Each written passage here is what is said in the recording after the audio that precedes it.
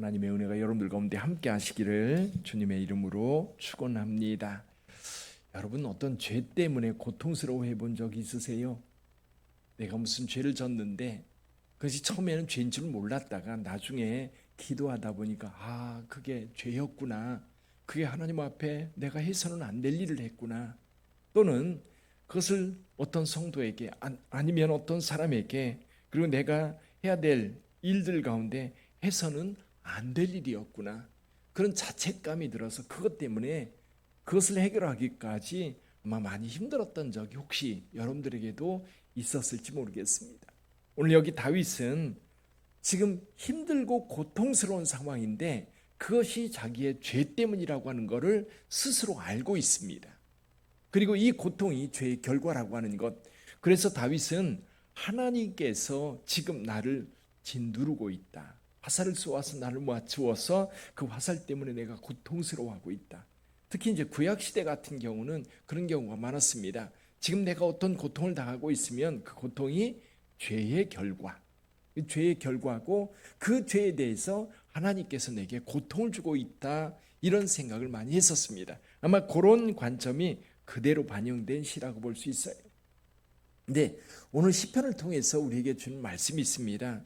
우리 하나님께서 이제 이 죄인을 짓누르고 있고 고통을 허락했고 그 아픔 가운데 있어요. 근데 그 고통이 여러분 단순히 어느 한쪽으로 나타나는 게 아니라 3차원으로 나타나고 있어요. 그 아픔과 고통이 세 가지 차원으로 나타나고 있는데, 첫 번째는 뭐냐면 육체의 고통이 찾아온다. 육체의 고통. 그래서 저와 여러분들이 이제 죄 때문에 고민하고 이 죄를 어떻게 해결할 것인가 할 때 몸이 상하기 시작합니다. 몸이 상해요. 걱정 의심이 많아지죠. 죄가 많으면 걱정 의심도 많고 두려워집니다. 그럼 가장 먼저 찾아오는 게 뭐냐면 몸이 아프기 시작하는 거예요. 어디에 고장 납니다. 근데 오늘 본문의 말씀에서도 보면 이 몸이 아픈 것으로 나타나지요. 한번 볼까요? 3절을 한번 보죠. 3절 같이 읽어봅니다. 주의 진노로 말미암아 내 살에 성한 곳이 없사오며 나의 죄로 말미암아 내 뼈에 평안함이 없나이다. 살도 상한 데가 없고 뼈도 평안한 데가 없다. 뼈마디가 쑤신다는 얘기 잘 아시죠? 이 뼈마디가 쑤셔서 어떻게 살아갈 수가 없는 그런 상황입니다. 6절 7절도 한번 같이 읽어보죠. 6절과 7절. 내가 아프고 심히 구부러졌으며 종일토록 슬픔 중에 다니나이다. 내 허리에 열기가 가득하고 내 살에 성한 곳이 없나이다. 왜 이렇게 몸에 열기가 가득하고 뼈마디가 아프고 성한 곳이 없습니까? 4절에서 그 말씀을 하고 있어요. 4절 한번 보지요. 내 죄악이 내 머리에 넘쳐서 무거운 짐 같으니 내가 감당할 수 없나이다. 이 죄가 무거운 짐이 되어서 나를 짓누르고 있는데 내가 거기에서 어떻게 자유로우며 거기서 어떻게 평안하며 거기서 어떻게 기쁨을 누릴 수 있겠는가? 그러다 보면 몸 여기저기가 아파서 고통스럽게 하고 있는 것.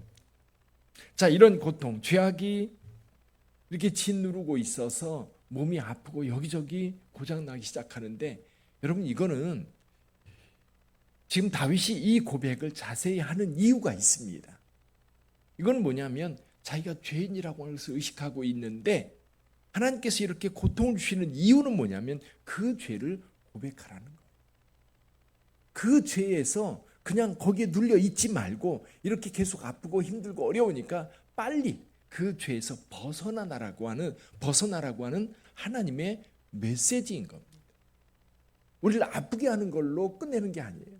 여러분들이 자녀를 징계한다 할 때 야단을 치거나 또는 매를 들거나 한다고 할 때에 목적이 매드는 게 아니잖아요.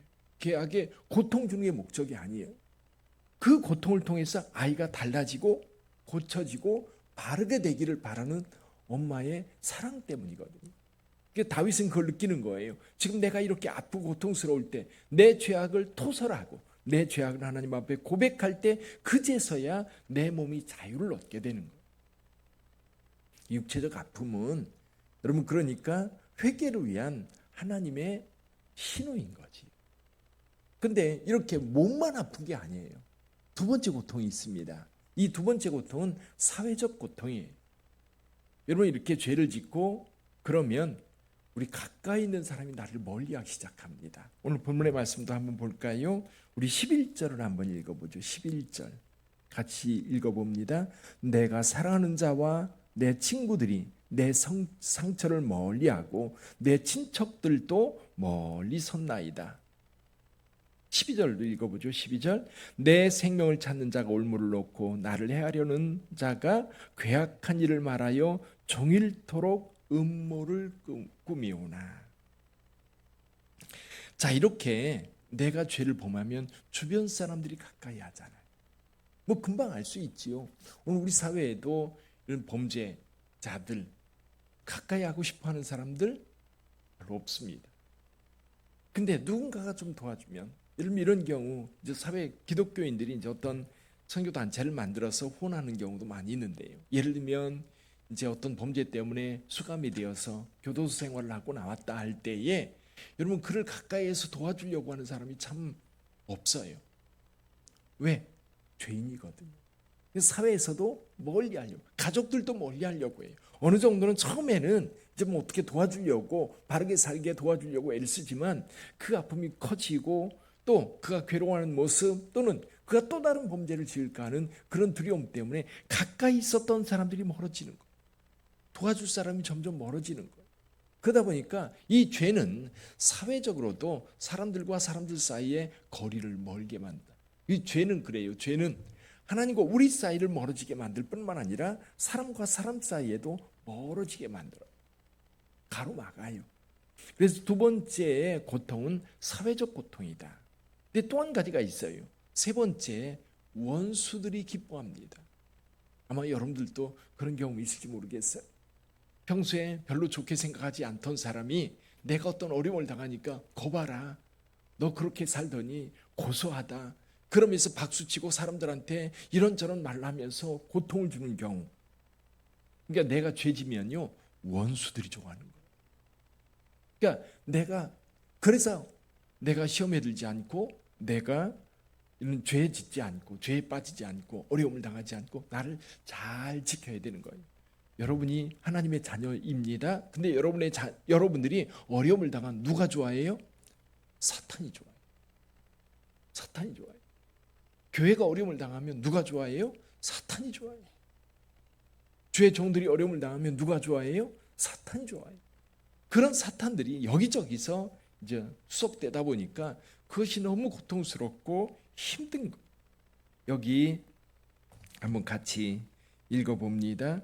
우리 16절 한번 읽어봅니다. 16절 시작.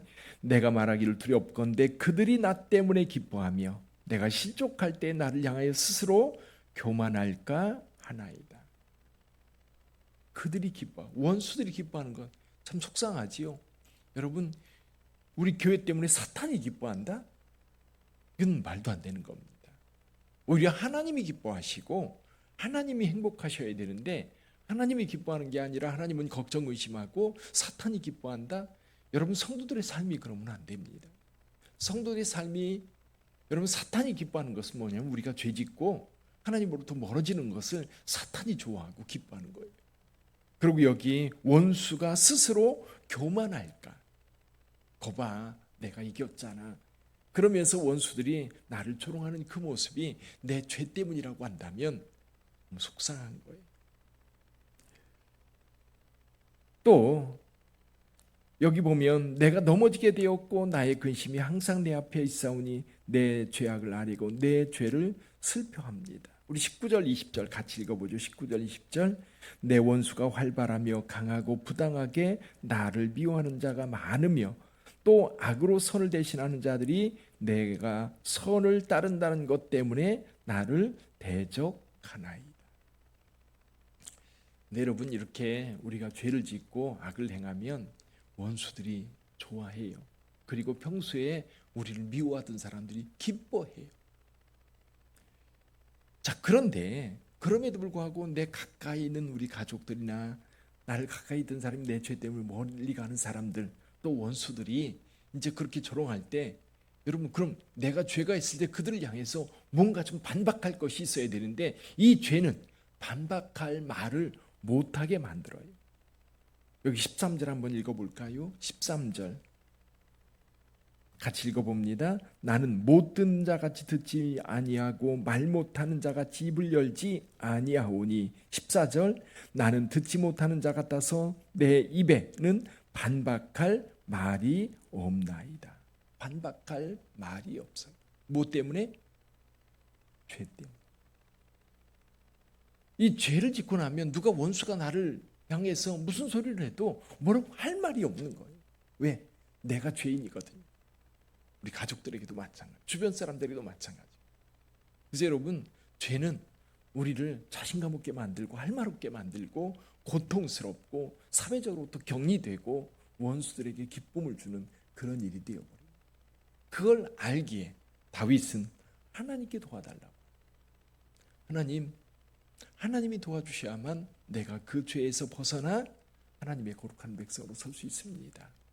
1절을 다시 한번 읽어보지요. 1절을 같이 읽어봅니다. 여호와여 주의 노하심으로 나를 책망하지 마시고 주의 분노하심으로 나를 징계하지 마소서. 이렇게 하나님 앞에 청혼하여 기도하는 이것이 21절로 넘어가 보죠. 21절 여호와여 나를 버리지 마소서. 나의 하나님이여 나를 멀리하지 마소서.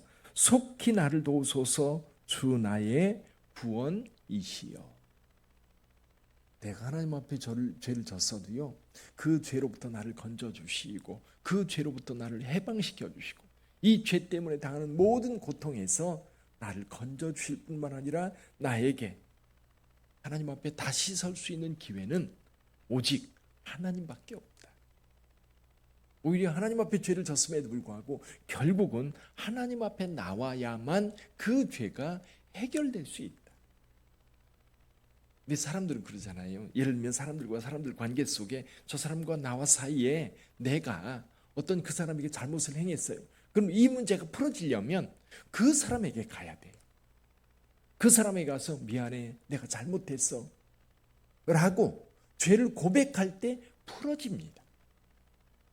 그때부터 마음이 풀어지고 그때부터 고통에서 벗어나게 되는 거예요. 여러분, 하나님 앞에 죄를 졌을 때 가장 먼저 하나님 앞에 나와서 고백하기 전까지는 여러분 그 고통에서 자유로울 수가 없어요. 다윗은 지금 그걸 알고 있는 거예요. 그걸 우리에게 말해주고 있는 겁니다. 여러분, 신앙생활할 때 제일 어려운 거 그거잖아요. 어쩌다가 내가 알지 못하는 경우도 있지만 또 때로는 욕심에 끌려서 무엇에 미혹되어서인지 결국 그 일을 행하고 말았어요. 누구에게 상처를 주거나 범죄를 저지르는 경우도 있고 하나님 앞에 악을 행할 때도 있습니다. 우리 연약하기 때문에 그럴 때 있어요. 어떤 때는 제정신이 아니어서 그럴 때도 있고요. 어떤 경우는 욕심에 끌려가다 보니까 내가 왜 여기 와 있지? 그럴 때도 있어요. 그것을 깨달았을 때 근데 그것을 깨닫기 전까지 이런 고통들이 찾아와요. 육체도 아플 수 있고 가까이 있는 사람들이 나를 미워할 수도 있고 멀리할 수도 있고 또 원수들이 기뻐하는 그런 상황들. 아니 저 사람이 왜 저렇게 기뻐하지? 근데 보니까 내 안에 죄가 있는 거예요. 깨닫는 순간 우리 하나님 앞에 나오면 됩니다. 가장 빠른 때가 언제예요? 깨닫자마자 주님 앞에 오는 거예요. 근데 많은 경우 이 고통 때문에 너무너무 힘들어하다가 견디다 못해서 그제서야 주님 앞에 나오는 경우가 있어요. 우리는 좀 그러지 말고 그 고통 다 당하고 견딜 수 없어서 오지 말고 죄를 깨닫는 순간 얼굴 좀 뻔뻔한 모습이지만 그래도 하나님 앞에 나와야 산다고 하는 그런 마음을 가지고 하나님 앞에 나오세요. 하나님 앞에 고백하세요. 다윗이 그 고백이 그를 자유롭게 했던 것처럼 저와 여러분들도 어떤 이런 죄 때문에 힘들고 고통스러운 상황이 발생하고 그것을 깨닫는 순간 이건 죄 때문이다. 그렇게 깨닫는 순간 다른 데로 갈 게 아니에요. 어디로 가야 돼요? 주님 앞으로 나와야 돼요. 그러면 주께서 저와 여러분들에게 그 죄를 용서해 주실 때에 그 고통에서도 벗어나게 되는 줄 믿습니다. 기도하겠습니다.